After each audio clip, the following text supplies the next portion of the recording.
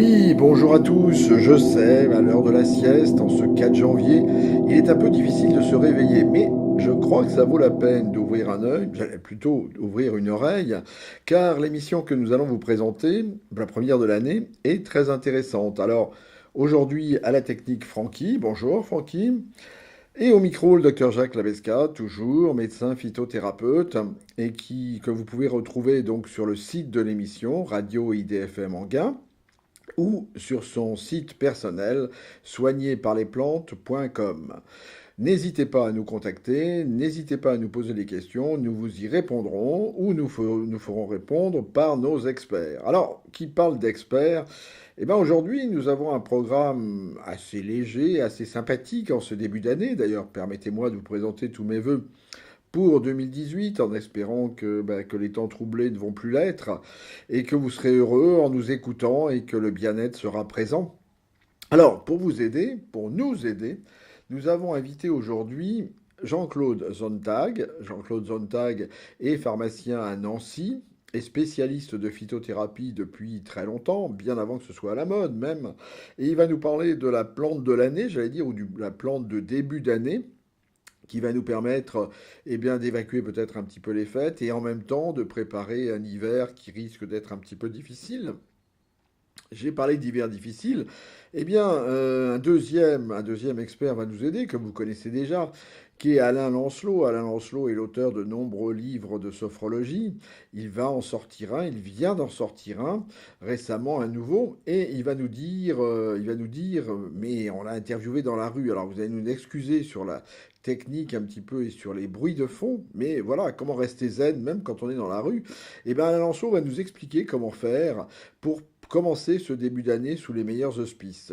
Ensuite, notre expert, le docteur Nathalie Shapiro, pardon, va nous expliquer que le danger, il est parfois où on ne l'attend pas. Il peut être au décours d'une brocante ou vous allez l'écouter. Vous allez voir, Nathalie Shapiro va nous mettre en garde contre certaines erreurs que l'on pourrait commettre et qui pourraient porter atteinte à notre santé. Et enfin, peut-être avez-vous eu au pied du sapin des livres en cadeau. Eh bien, nous allons vous en offrir un. Nous allons vous en offrir un, à savoir le dernier livre d'Olivier Marchal. Olivier Marchal est un spécialiste du XVIIIe siècle. Je vous ai parlé de notre premier invité. Vous êtes toujours sur Radio IDFM Anguin. N'hésitez pas à nous contacter sur le site de l'émission. Alors, notre premier invité est un donc ne quittez pas l'antenne. Vous êtes sur Radio IDFM Anguin et notre premier invité. Allô, Jean-Claude Zontag. Merci. C'est à lui. Longue date. Et oui, bonjour à tous. Je sais, à l'heure de la sieste, en ce 4 janvier, il est un peu difficile de se réveiller, mais je crois que ça vaut la peine d'ouvrir un œil, plutôt d'ouvrir une oreille, car l'émission que nous allons vous présenter, la première de l'année, est très intéressante. Alors, aujourd'hui, à la technique, Francky. Bonjour, Francky. Et au micro, le docteur Jacques Labesca, toujours médecin phytothérapeute, que vous pouvez retrouver donc sur le site de l'émission, Radio IDFM Anguin, ou sur son site personnel, soignéparlesplantes.com. N'hésitez pas à nous contacter, n'hésitez pas à nous poser des questions, nous vous y répondrons ou nous ferons répondre par nos experts. Alors, qui parle d'experts? Eh bien aujourd'hui, nous avons un programme assez léger, assez sympathique en ce début d'année. D'ailleurs, permettez-moi de vous présenter tous mes vœux pour 2018, en espérant que les temps troublés ne vont plus l'être, et que vous serez heureux en nous écoutant et que le bien-être sera présent. Alors, pour vous aider, pour nous aider, nous avons invité aujourd'hui Jean-Claude Zontag. Jean-Claude Zontag est pharmacien à Nancy et spécialiste de phytothérapie depuis très longtemps.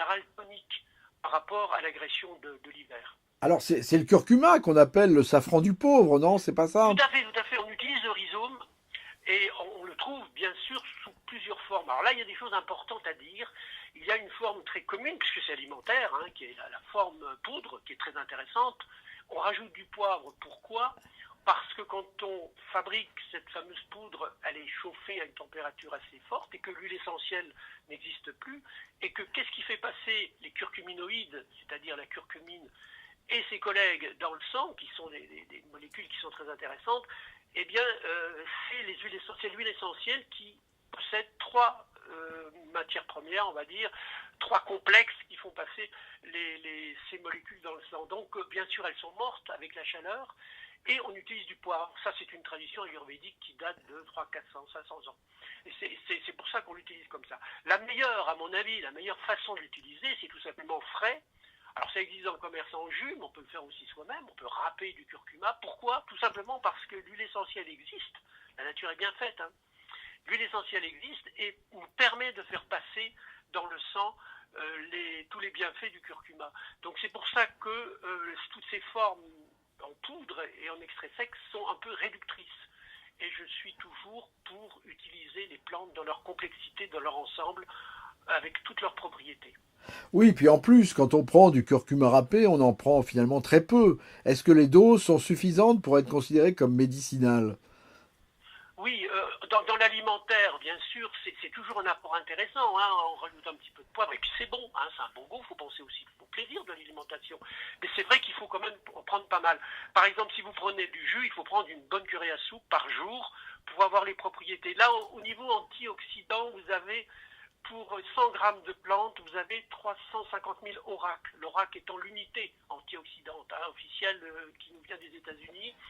C'est largement, admettons que pour 100 grammes, pour 10 grammes, vous avez 38 000 ORAC.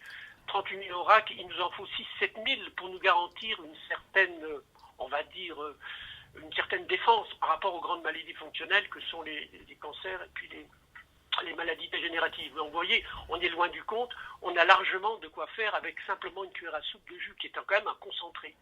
Voilà, et on nous dit aussi, alors est-ce que c'est vrai que ça fait baisser le cholestérol, que ça aide au niveau anti-inflammatoire? Est-ce que c'est vrai tout ça? Oui, tout à fait. Il y a une propriété anti-inflammatoire extrêmement intéressante. Les Américains l'appellent cortisone-like. Ça, c'est une certitude. Moi, je pratique tous les jours. Je le fais en anti-inflammatoire tous les jours.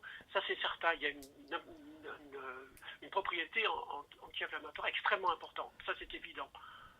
Et alors, mais il y a un souci, quelquefois on entend, je ne peux pas prendre de curcuma si j'ai un anticoagulant. Est-ce que c'est vrai? Alors, il faut savoir, là, ça fait partie, parce qu'on a travaillé, bien sûr, beaucoup sur les contre-indications.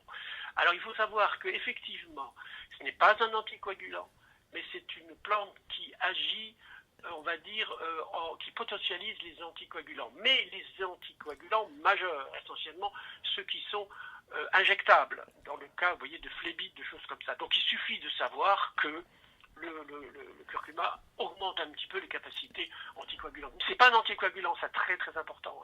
Ce n'est pas un anticoagulant. Et Il y a une autre petite contre-indication, je dis petite parce que c'est un cas un peu particulier. Il se trouve que le curcuma, d'ailleurs c'est sa première propriété, on en parle moins parce qu'elle est moins spectaculaire, mais c'est un draineur hépatique. Il est ce qu'on appelle cholérétique et cholagogue, c'est-à-dire qu'il fabrique plus de bile et il augmente la capacité de la vésicule biliaire à fournir de la bile. Et par conséquent, il chahute un peu la bile. Donc si vous avez des calculs, ça a tendance à faire bouger ces calculs et ça peut occasionner des petites douleurs. Oui, c'est quand même très très très mince comme contre-indication. donc pour nos auditeurs, ceux qui nous écoutent, s'ils prennent des antivitamines K par voie orale, ils ne risquent rien avec le curcuma, donc. Pas à ma connaissance. Par rapport à cette indication-là, à cette, on va dire, cette famille de médicaments. Là, pour ma part, il n'y a pas de problème. Depuis une dizaine d'années que je le pratique, aussi bien à l'officine qu'en conseil, on n'a jamais eu de problème.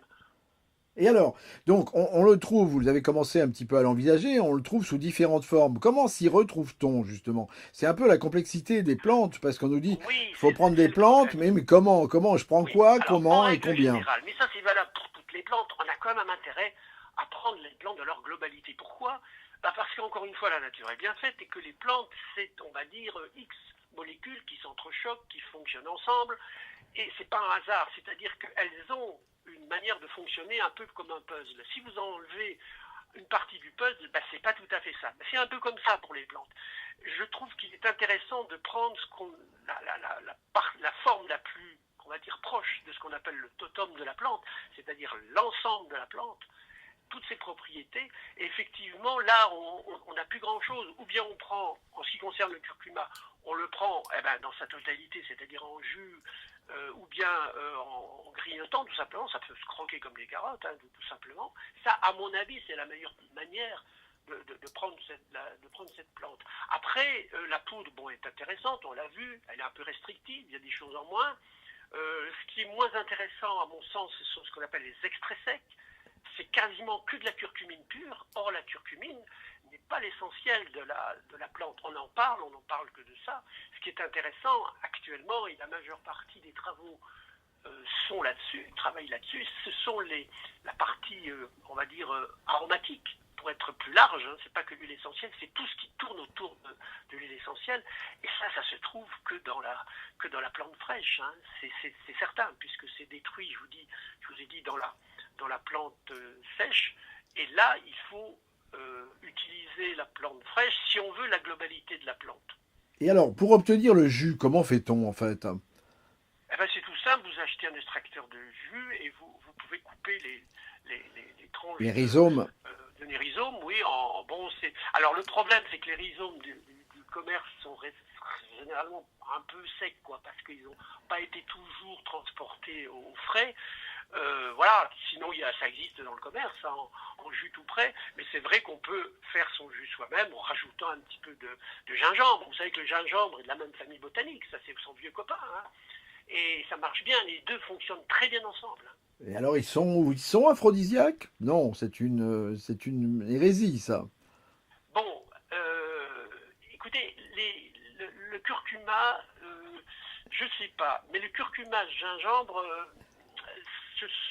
j'irais plutôt dans le sens positif pour dire qu'effectivement, à moyen terme, c'est-à-dire il faut prendre 3-4 pendant 3-4 mois peut-être, on a des propriétés aphrodisiaques. Si le gingembre curcuma, oui.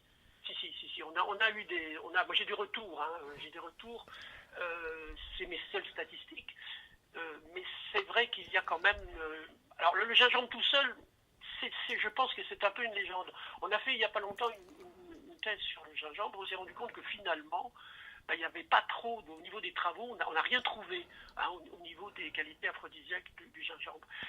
Mais le gingembre curcuma, c'est pas si mal que ça. Alors, ce serait la recette, ce serait la recette que vous nous conseillez, que nous Oui, il n'y a pas que conseillez ça, il y a en tout ce début d'année. Il y a l'aspect tonique du matin, le gingembre curcuma le matin, c'est vrai que c'est pas mal. Hein. En plus, c'est bon. Enfin, moi, j'aime bien le gingembre et c'est très bon. Oui, c'est un bon. Je rajouterai peut-être un petit peu. Allez, pour l'hiver, je rajouterai un petit peu de ginkgo biloba, un peu d'équinacia pour augmenter les défenses. Mais vous savez, le curcuma lui-même augmente bien les défenses. Hein. Bon, ben voilà, eh ben écoutez, je crois qu'on a notre recette de début d'année, hein, Voilà. avec vos vœux. Merci beaucoup, Jean-Claude Zontag. On rappelle que Avec plaisir. vous êtes pharmacien donc à Nancy. Vous n'avez pas écrit de bouquin encore, là, Pas récemment. encore, pas encore. Je travaille beaucoup, vous savez. J'ai Vous n'avez beaucoup de pas gens le qui temps viennent me voir. Alors d'écrire. finalement, j'ai pas trop le temps, mais ça va venir, ça va venir. Eh ben écoutez, en tout cas, eh ben, peut-être au mois prochain, alors. À Oui, bientôt. à Merci bientôt, au beaucoup. revoir. Bonne journée, au revoir. Eh bien, bonjour, nous avons la chance aujourd'hui d'avoir Alain Lancelot. Alain Lancelot, je ne le présente plus, il est sur tous les médias, y compris la nôtre d'ailleurs. Bonjour Alain. Bonjour, et c'est un vrai plaisir à chaque fois d'être sur votre radio avec vous et parler bien-être, que ce soit en 2017 ou en 2018. Donc merci de m'inviter aussi souvent. Ben non, c'est nos auditeurs qui sont contents et qui vous suivent de près. Alors, Alain Lancelot d'ailleurs, il vient de sortir un nouveau livre chez Larousse qui s'appelle Les 50 règles d'or de la sophrologie pour une pratique quotidienne. Voilà, alors Qu'est-ce que l'on peut faire tous les jours pour permettre de mieux vivre sa vie, pour un mieux-être au quotidien. eh ben justement, alors qu'est-ce qu'on peut faire pour mieux vivre sa vie en ce début d'année? Alors, la première des choses, et peut-être la plus simple, mais c'est parce que c'est simple qu'on ne pense pas le faire, mais c'est aussi parce que c'est simple que ça fonctionne, c'est penser à sourire. Il était prouvé dans plusieurs études en 2016 et en 2017 que le sourire donnait des informations au cerveau qu'il y avait quelque chose d'agréable et donc, neurologiquement parlant, développer les hormones du bonheur. Ah, les fameuses endorphines, les fameuses endorphines. Exactement. Exactement. Donc, quand vous souriez, même si vous n'avez pas envie, rien que le fait de sourire envoie des signaux en fait neurologiques au cerveau en disant tiens, je vais lancer quelques hormones du bonheur. Il est possible qu'il s'y passe quelque chose. Donc, on se met dans une spirale positive. Donc en ce Vous début êtes d'accord que ça, d'année, c'est très simple à faire? donc en ce début d'année 2018, on bannit la grimace alors. Oui, oui, oui, oui. Bon, Et puis la deuxième des choses qui va permettre de rentrer, j'allais dire, dans quelque chose d'un peu plus peut-être concret pour certaines personnes qui me disent oui, mais je souris tout le temps et ça fonctionne pas. Eh bien, l'idée c'est déjà d'arrêter les bonnes résolutions que l'on a peut-être prises. Ça va vous faire très bizarre, mais les résolutions que vous avez peut-être prises il y a quelques jours. Vous savez, il y a toujours les fameuses résolutions. Alors, qu'est-ce que tu vas faire pour 2018? Et souvent, lors des fêtes, on fait toujours le bilan. Alors, est-ce que tu as gardé ou est-ce que tu as réussi à faire tes résolutions? Généralement, c'est non. Donc, on s'en veut, on rentre dans une culpabilité. Donc, arrêtons les bonnes résolutions et mettons-nous plutôt à faire des objectifs, à se projeter. Et comment on fait de bons objectifs? Il faut mettre des objectifs réalisables. Parce que souvent, c'est ça la définition la différence entre un objectif et une résolution. Une résolution, on va dire, allez, je vais être heureux, je veux maigrir, je veux faire du sport, je veux. Et puis, on ne met pas j'allais dire, de date à tout cela. Un objectif, c'est simple. Par exemple, c'est pas je veux être heureux, c'est j'aimerais changer de métier pour pouvoir gagner plus. Ça, c'est un objectif réalisable, atteignable selon la carrière que l'on a, réaliste, parce que je ne demande pas de gagner 500 millions, je demande juste de changer de métier pour être peut-être payé un petit peu plus. Et surtout, daté. Arrêtons de mettre de nous mettre une pression inutile, datons les choses. Par exemple, voilà, j'aimerais, puisque je vais reprendre un autre exemple, celui qu'on fait souvent, c'est le sport. J'aimerais me mettre au sport. Donc, je me donne 2 mois pour m'inscrire. Mais avant, qu'est-ce que je veux mettre en place avant? Eh bien, peut-être déjà aller se renseigner. C'est-à-dire faire les choses par palier. Vous savez, une montagne se monte parce qu'on commence à un 1er mètre, un 2e mètre, un 3e, un 4e, et au bout d'un moment, on arrive à 1000 mètres. Et bien là, pour les objectifs, pour justement atteindre un objectif dans l'année à venir, l'important, c'est de commencer par des petites victoires. Et c'est parce que vous allez après partir sur cette petite victoire que vous allez pouvoir faire un 2e pas, un 3e, un 4e, et atteindre votre objectif, et donc être plus heureux dans la vie en 2018. et bien donc vous nous empêchez de rêver. D'ailleurs, là, on doit le dire, vous êtes dans la rue là et on voit qu'il est vraiment zen, hein, Alain Lancelot, parce qu'il continue de discuter avec nous malgré les mobylettes qui passent, malgré. Oui, Donc c'est la démonstration. C'est la démonstration qu'on peut être zen sur le trottoir, tout en répondant aux questions des journalistes. Exactement, s'adapter en fait à la vie qui est autour de nous. Alors, non, je ne vous empêche pas de rêver, au contraire, parce que le rêve, c'est une visualisation. Non, alors excusez-moi là. Ah ben ça y est, maintenant on a les services d'urgence. J'espère qu'ils viennent pas vous chercher. Non, ils viennent pas vous chercher, c'est bon, Non. ils sont passés. Non, ça va, je suis toujours avec vous. Bon, Non, au contraire, continuons à rêver en 2018. Mais utilisons justement la visualisation, mais dans un but précis, c'est-à-dire rêvons, mais en cadrant nos rêves. C'est-à-dire, plus on va travailler l'imagination, et plus on va pouvoir atteindre un objectif. d'accord. Bon, alors un deuxième petit conseil là pour la route, j'allais dire sur le trottoir, oui, ça s'impose. Bravo. Eh bien, faites des activités qui ont du sens pour vous. Et là, c'est vraiment ce que je développe aussi dans le livre.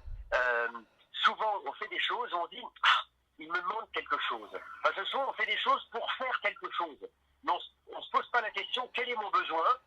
De quoi j'ai besoin aujourd'hui? Qu'est-ce qui me rendrait plus heureux? Est-ce que c'est faire du sport? Ou alors, est-ce que c'est tout simplement voyager plus? Ou prendre plus de temps pour moi? Prendre plus de temps pour ma famille? Se poser simplement la question en 2018, de quoi j'ai besoin? Et après, on va mettre en place une action, aussi infime soit-elle, mais qui nous fasse du bien. C'est-à-dire qu'on ne soit pas dans l'action pour faire quelque chose, mais que ce que l'on fait ait du sens pour nous. Vous savez, hein, je travaille beaucoup sur la notion de la prévention du burn-out. Et le burn-out, je suis sûr, malheureusement qu'en parlant en 2018, la gestion du burn-out commence par prendre conscience du sens que l'on donne aux choses. Donc, mettons du sens dans tout ce que l'on fait en 2018, même la chose la plus infime. Et donc, dernier conseil, prendre du temps pour soi. Parce que pour faire tout cela, pour sourire, pour avoir un objectif et le réaliser en 2018, pour avoir du sens, pour mettre du sens dans ce que l'on fait, eh bien, nous sommes d'accord que pour ça, il faut prendre un moment de recul. Donc, prenons chaque jour des moments pour nous, pour réfléchir à qu'est-ce que j'ai envie de faire et qu'est-ce qui me fait du bien. Et là, vous allez voir que les choses vont vraiment se mettre en place, le changement va se mettre en place en 2018. Et une fois que le changement est en place, eh bien après, c'est, je ne veux pas dire que du bonheur, mais en tout cas, c'est du positif, progressif, qui va nous permettre de mieux vivre. Eh bien, écoutez, je crois que nous avons toutes les cartes en main, hein. À nous maintenant de les abattre normalement. Alors, et vos projets, quels sont vos projets futurs, là, Alain? Alors, les projets futurs, il y a un solide, donc la date exacte, c'est le 17 janvier. Il y en a, bon allez, je vous le dis, il y en a un autre qui paraîtra en mai. Ah ben voilà, oui. Je suis en train de travailler dessus, c'est pour ça que là, je vous fais une petite fleur. Et puis, surtout, le gros projet de 2018, c'est parce qu'il faut s'adapter. J'ai fait un livre sur l'adaptabilité, la résolution positive, c'était s'adapter en fait au monde de tous les jours. Là, je me rends compte d'une chose, c'est qu'on ne peut plus faire sans les réseaux sociaux et l'internet. Et là, en janvier, je mets sur un site des cours en fait sur la visualisation positive.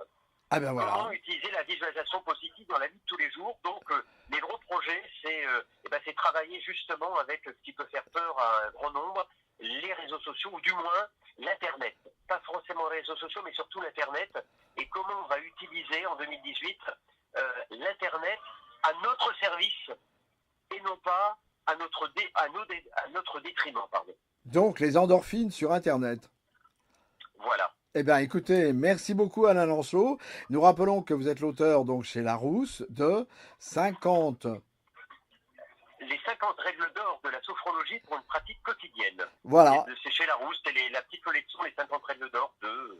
Eh bien voilà, ce qu'il ne nous a pas dit aujourd'hui, vous pouvez le lire demain. Merci beaucoup Alain et bonne journée et à bientôt.